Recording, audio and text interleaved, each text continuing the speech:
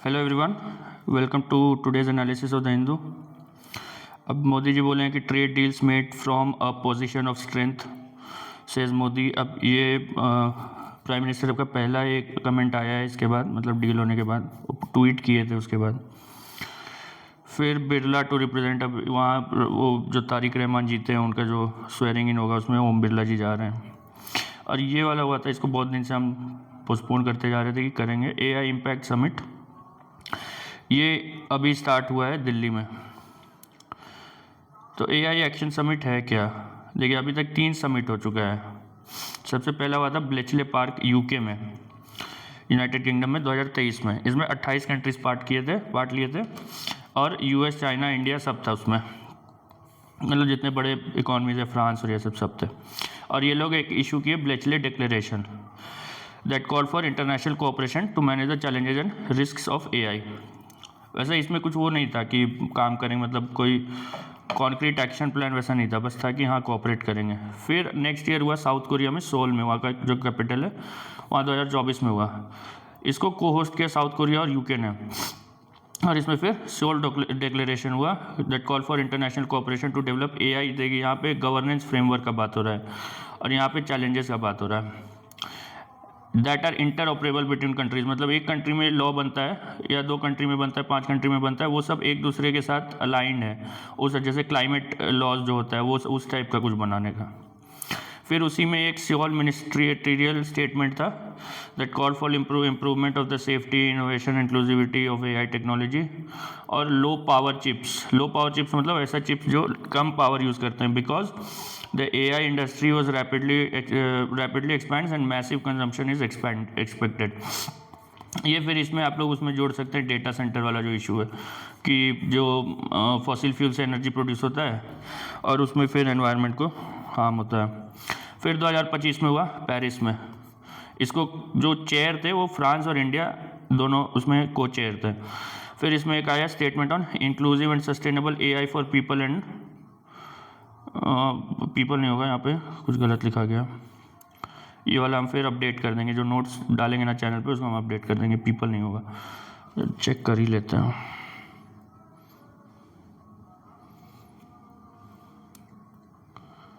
Action summit 2025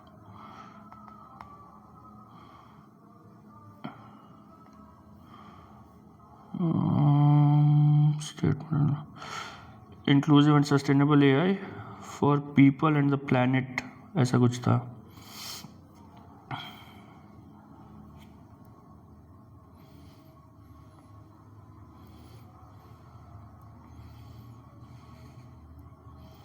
हाँ, people and the planet होगा, यहाँ पे पीपल नहीं होगा, पीपल एंड द, ये वाला जो है ना ये होगा प्लैनेट।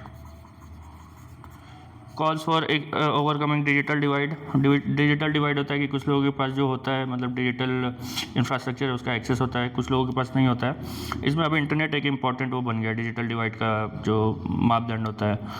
फिर AI को डेवलप करेंगे that is open, transparent, ethical, safe, trustworthy.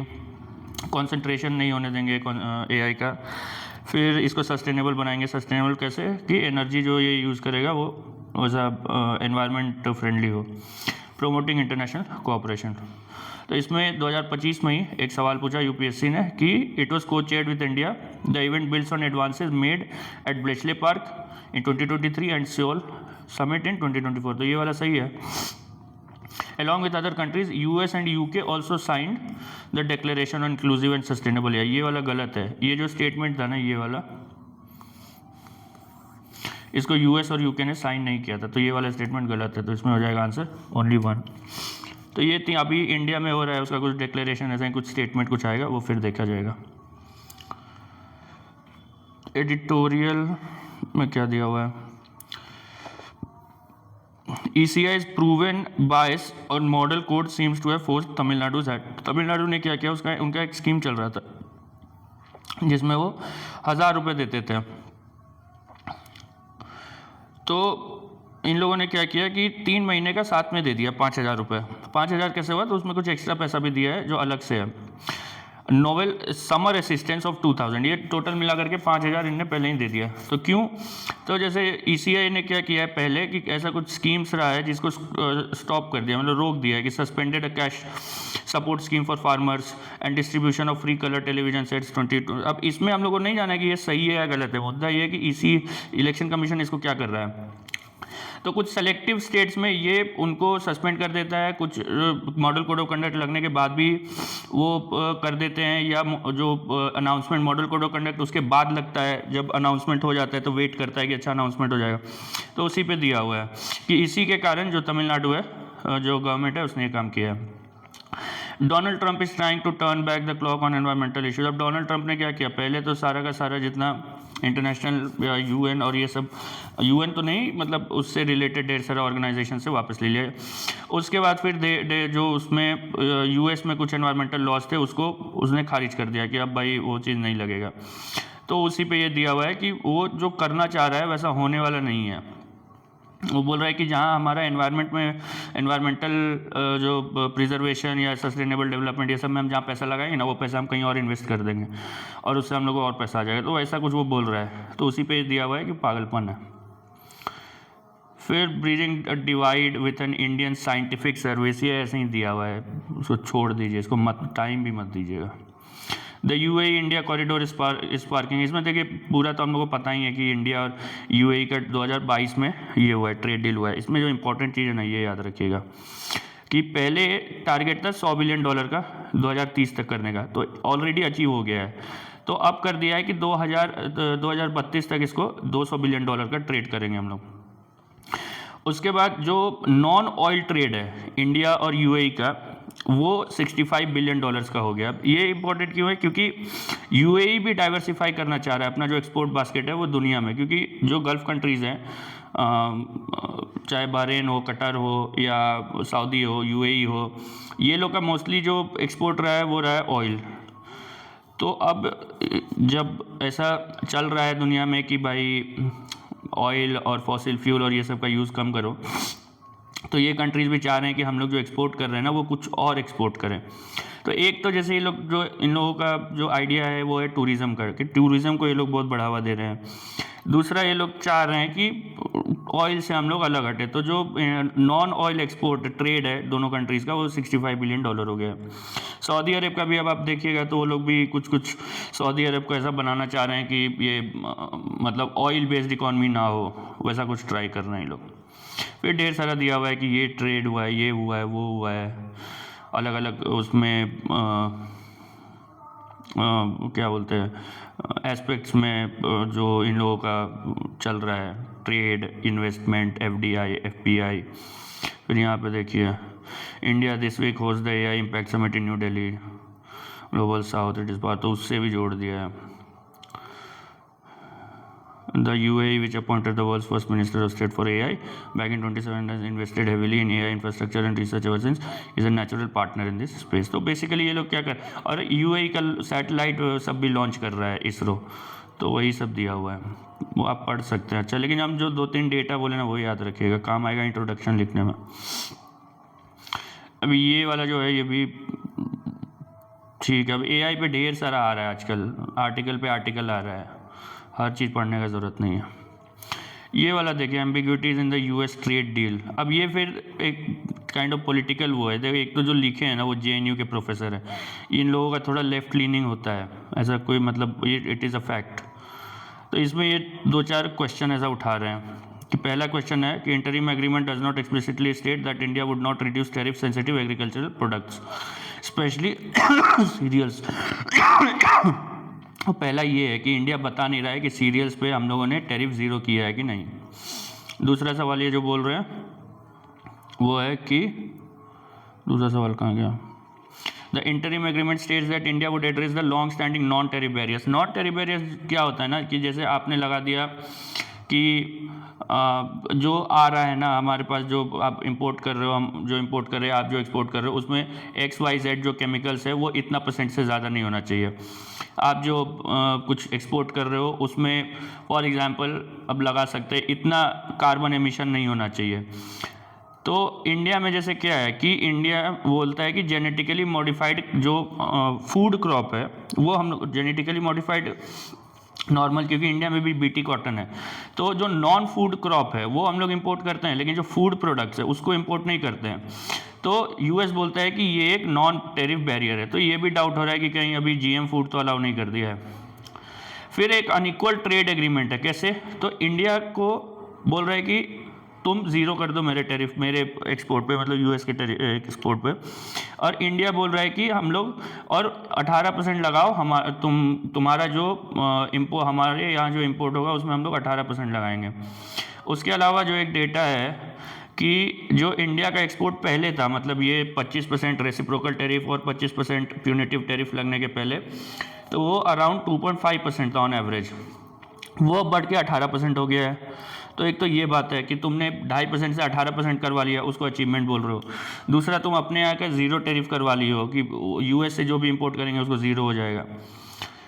तो ये एक वो बात है। दूसरा कि ये जो 25% जो प्यूनिटिव टैरिफ लगा था रशियन ऑयल इंपोर्ट पे, उसको यूएस ने हटा दिया है। वो क्यों हटाया है?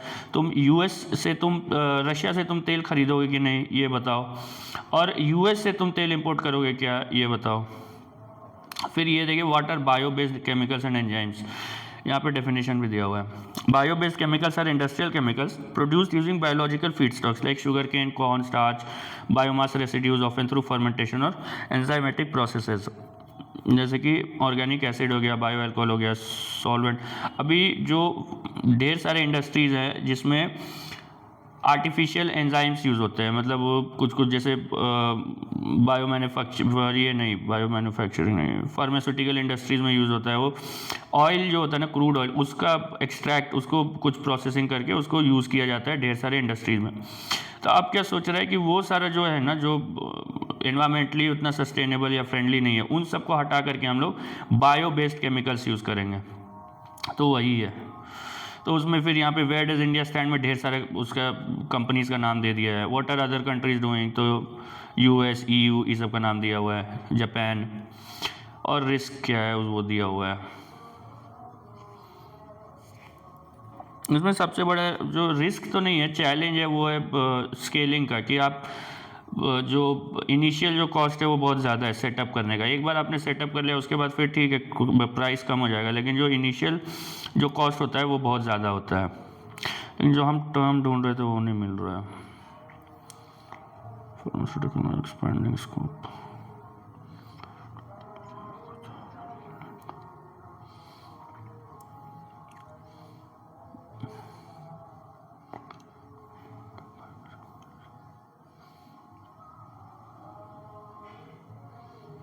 अच्छा छोड़िए, वो सब टर्म मिल ही नहीं रहा है अब।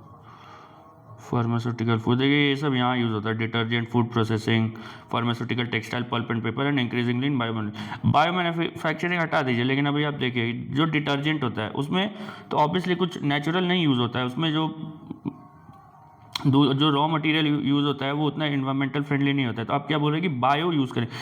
जहाँ पे भी बायो लगा हुआ, जैसे अभी कुछ दिन पहले आया था बायो सेंसर्स, अभी उसमें आया हुआ है बायो फार्मा शक्ति। तो जहाँ पे भी बायो लगा हुआ है ना, उसका मतलब है कि जो रियल जो मतलब लाइफ है, बायोलॉजिकल लाइफ है, चाहे वो ह्यूमन बींग्स हो, चाहे एनिमल हो, चाहे प्लांट हो, उसका कुछ एक्सट्रैक्ट है, उसको कुछ जेनेटिकली इंजीनियर करके या कुछ मॉडिफाई करके, जैसे यहाँ पे एंजाइमेटिक प्रोसेस एंड फर्मेंटेशन करके यूज़ किया गया।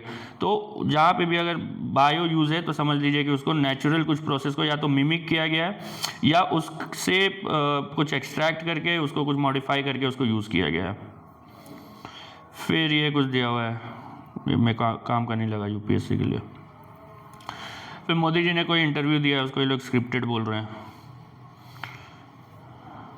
इंडिया एड्स मोर देन, इसमें देखिए कुछ डेटा काम का है कि इंडिया जो है अभी इस साल में, बस इस साल में 52,537 megawatts of electricity generation from all sources combined in ongoing financial year. तो ये अब पहले भी हम बता चुके हैं कि ये याद रखिएगा कि एक होता है इंस्टॉल्ड कैपेसिटी और एक होता है जो आप यूज़ कर रहे हो। इंस्टॉल्ड कैपेसिटी क्या होता है कि जैसे फॉर एग्जांपल आपको यूज़ है 60 मेगावाट का साल दिन में, लेकिन आपके पास इंस्टॉल कैपेसिटी है 100 मेगावाट का। तो आप प्रोड्यूस, अगर आप फुल पावर पे चले गए तो 100 मेगावाट आप प्रोड्यूस कर दोगे, लेकिन आपका जो पीक डिमांड है वो 60 मेगावाट ही है। तो ये जो अभी ये डेटा है ना कि 52,537 मेगावाट्स ये इंस्टॉल्ड कैपेसिटी ऐड हुआ है। तो पिछले साल हुआ था 34,054 मेगावाट 2024-25 में। इसमें अभी एक डेटा इंपॉर्टेंट है कि जो total power generation capacity India का है वो 5,20,510.95 मेगावाट है, मतलब 5,20,510.95 मेगावाट। इसमें जो 48% है वो फॉसिल फ्यूल है, मतलब ये 5,20,000 में से लगभग 2,48,000 फॉसिल फ्यूल है, और 2,63,000 मतलब 50.5% लगभग वो नॉन फॉसिल फ्यूल है, ग्रीन एनर्जी है, रिन्यूएबल है। तो बाकी का कुछ बच गया वो 1.6% वो न्यूक्लियर में है।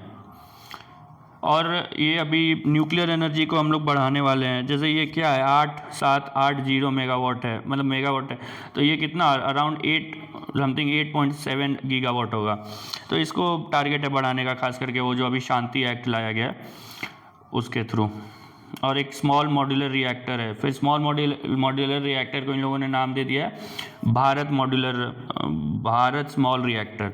उसमें ये लोग क्या करते हैं, जैसे जो नॉर्मल जो पावर प्लांट होता है उसमें आप लोग जाते हो, वो वहाँ साइट लेते हो, साइट को सेलेक्ट करते हो, वहाँ पे फिर पूरा कंस्ट्रक्शन करते हो। इसमें क्या होता है कि आप फैक्ट्री में सारा पार्ट्स बना लेते हो, और उसके बाद जहाँ जो एरिया है वहाँ पे जा करके आप असेंबल कर लेते हो। नॉर्मल जो पावर प्लांट होगा, न्यूक्लियर पावर प्लांट, वो लगभग 900 मेगावाट प्रोड्यूस कर सकता है। जो स्मॉल मॉड्यूलर रिएक्टर होगा वो लगभग 300 मेगावाट के अराउंड वो करता है। अब इंडो पैकॉम, मतलब ये इंडो पैसिफिक कमांड है इन लोगों का, यूएस का, वो बोल रहा है, उसका जो चीफ है कि ऑपरेशन सिंदूर बहुत बढ़िया चीज़ था। Cotton farmers oppose Goyal's US import remarks. अब देखिए पीयूष गोयल ने क्या बोला, जब पहली बार उन्होंने बोला कि हमारा ट्रेड डील हुआ है तब इस चीज़ को मेंशन नहीं किया था। ये चीज़ मेंशन कब हुआ, बांग्लादेश के बाद से ट्रेड हुआ, बांग्लादेश से ट्रेड हुआ, यूएस का ट्रेड डील हुआ कि कॉटन खरीदेगा बांग्लादेश यूएस से और उस कॉटन से जो रॉ मटेरियल बनाएगा, जो उस रॉ मटेरियल से जो कॉटन बनाएगा वो अगर यूएस को भेजेगा तो उसको जीरो टैरिफ लगेगा। अब पीयूष गोयल क्या बोल रहे हैं कि सेम चीज़ तो हम लोगों को भी मिल रहा है, कि had said that the opposition was misleading the public by claiming Bangladesh has, just as Bangladesh has a facility that if raw material is purchased from America, processed into cloth and exported, it will be available at zero reciprocal tariff. India also has the same facility and will get it. ये trade deal होने के बाद ये बोले हैं, ऐसा नहीं है कि पहले से ही ये बात इनका चला आ रहा है। जब बात हुआ लेबर इंटेंसिव और इंडस्ट्री और ये सब का, आप देखिए ये गवर्नमेंट वो चीज़ का हल्ला करती है, लेकिन हल्ला नहीं हुआ है, मतलब ये। और यहाँ पे एक और स्टेटमेंट है इनका कि वी कैन गेट इट, मतलब ऐसा नहीं है कि होने ही वाला है। तो देखते हैं क्या होता है। तो ये ट्रेड डील क्या है भगवान जाने। तृणमूल सोलो पोस्चर, देखिए अब यूएस सेक्रेटरी जो स्टेट सेक्रेटरी ऑफ स्टेट, वहाँ पे सेक्रेटरी ऑफ स्टेट क्या होता है, जो इंडिया का फॉरेन मिनिस्टर है, जो हमारे जयशंकर है वो वहाँ के पे रूबियो हैं। तो वो बोल रहे हैं कि और वहाँ पे जो जैसे यहाँ पे क्या होता है इंडिया में कि होम मिनिस्टर को ज़्यादा पावर है, डिफेंस मिनिस्टर को ज़्यादा पावर है, वहाँ जो फॉरेन मिनिस्टर होता है उसको ज़्यादा मतलब तवज्जो दिया जाता है। तो ये अब बोल रहे हैं कि रशियन ऑयल इंडिया बोला है कि हम लोग नहीं खरीदेंगे। अब यहाँ पर बोल रहे हैं जो जयशंकर है वो बोल रहे हैं पीयूष गोयल से पूछो, पीयूष गोयल बोल रहे हैं जयशंकर से पूछो। तो और जो वो मिस्त्री हैं होम सेक्रेटरी, वो पार्लियामेंट्री पैनल के सामने कुछ और ही बोल रहे हैं, जवाब ही नहीं दे रहे हैं। राहुल गांधी झूठ बोल रहे हैं, ये तो 12 साल से यही चल रहा है, झूठ बोल रहे हैं। Impact of India US on agriculture crop prices, key bill to be brought in second part. अब देखिए कॉटन का क्या झंझट है ना, कि जो बांग्लादेश है वो कुछ जो मेजॉरिटी उसका कॉटन का इंपोर्ट है वो इंडिया से करता है, रॉ कॉटन का। तो एक तो अगर वहाँ रॉ कॉटन जाना बंद हो गया तो इंडिया में रॉ कॉटन का प्राइस घट जाएगा, तो फार्मर को वैसे ही नुकसान होगा।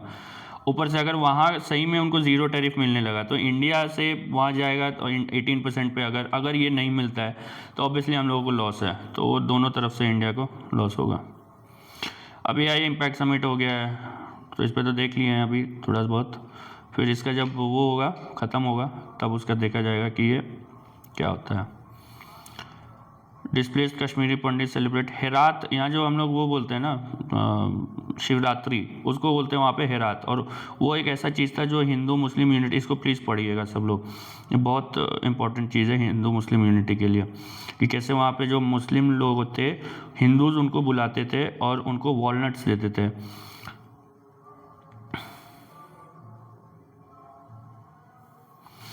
देखिए एक जो भी हैं ये बोल रहे हैं, I remember on Herath our Pandit neighbours would give us dried walnuts instead of soaked ones and on Nowruz we would return the gesture with nadru with a lotus stem.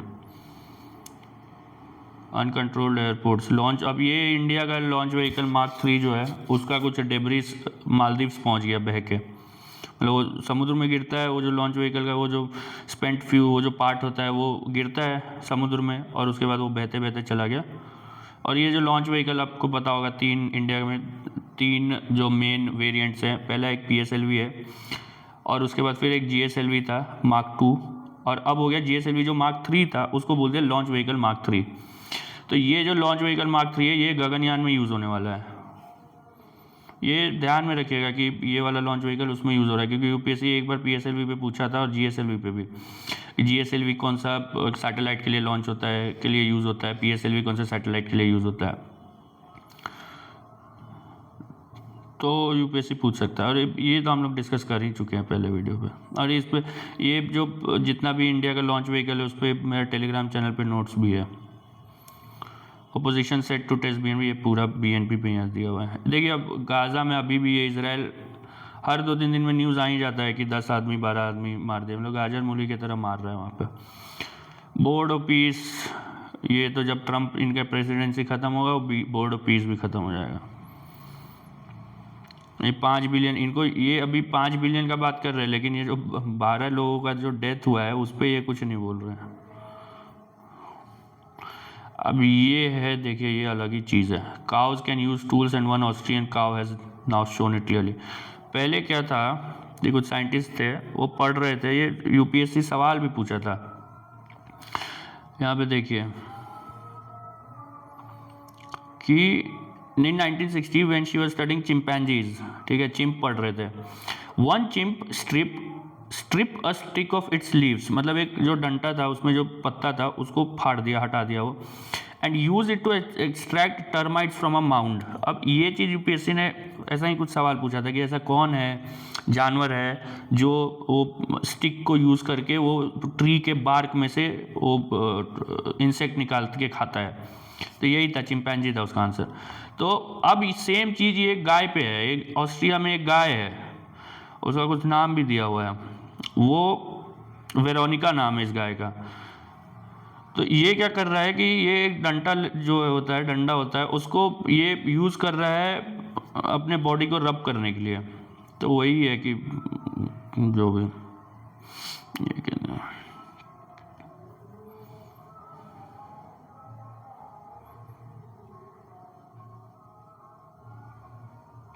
ये वाला जो है, देखिए एक छोटा सा न्यूज़ है कि यूजुअली क्या होता है कि रॉकी प्लैनेट जो अपना स्टार होता है उसके पास होते हैं रॉकी प्लैनेट, और उससे दूर होते हैं गैशियस प्लैनेट। जैसे इंडिया बोल रहे, अर्थ रॉकी प्लैनेट है, यूरेनस या नेपच्यून या सैटर्न ये सब गैशियस प्लैनेट है।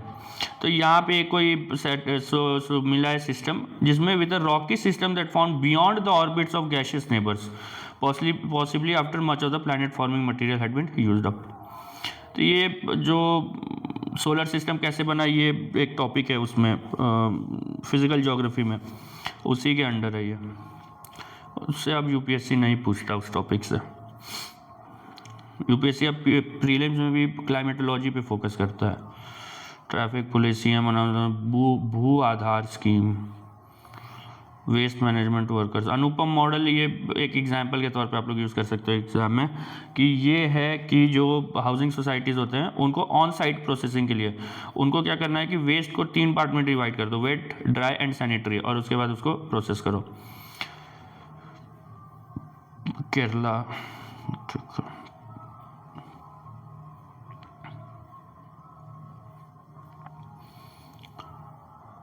अब ये देखिए ये तो पॉलिटिकल न्यूज़ है, लेकिन DMK और कांग्रेस में लग रहा है अलायंस जाएगा, जो अगर स्टालिन और राहुल गांधी बात नहीं किए तो पक्का जाएगा। और ये वाला दे गया across Bengal youth line up to apply for unemployment aid. अब सरकार बोल रहा है वहाँ का बंगाल का कि 1500 रुपये हम लोग अनएम्प्लॉयमेंट अलाउंस देंगे। अब इसमें दो चीज़ है, आइदर कि इंडिया में जो अनएम्प्लॉयमेंट है वो ज़्यादा है या बंगाल में ज़्यादा है, या दूसरा कि लोगों के पास नौकरी है फिर भी वो लोग आ गए हैं कि भाई दे दो मेरे को 1500 तो मिल जाए। एन ऑलिव ग्रीन रिसेशन, ये एक गांव के बारे में है जहाँ पे ढेर सारे सिपाही सब रहते हैं और फुल आर्मी वाला फैमिलीज है वहाँ पे। तो आज बस इतना ही है, मेनली मेरे को वही एआई एक्शन समिट का लगा। बाकी कल जब होगा तो कल का फिर देखेंगे। हिस्ट्री का, मॉडर्न हिस्ट्री का मेरा वीडियो अपलोड होता है हर सैटरडे और संडे को। अभी हम लोग कर रहे हैं 1857 ख़त्म हुआ है, पोस्ट 1857 हो गया है, मतलब चेंजेस पोस्ट 1857, और वो जो कॉन्स्टिट्यूशनल डेवलपमेंट है उसमें 17 रेगुलेटिंग एक्ट 1773 से चार्टर एक्ट ऑफ 1793 किए हैं। ये सैटरडे जो आएगा इसमें हम लोग फिर चार्टर एक्ट ऑफ 1813 ऑनवर्ड्स करेंगे। तो अगर आप लोग वो देखना चाहते हो तो वो भी देख सकते हो, और उसका एक लिंक भी है इस वीडियो में भी होगा, और टेलीग्राम चैनल का जिसमें आपको नोट्स भी मिल जाएगा। ठीक है, थैंक यू। और आपको कोई डाउट हो तो आप मेरे को टेलीग्राम मैसेज पे वहाँ लिंक रहता है, उस पर आप मैसेज कर सकते हो। Thank you.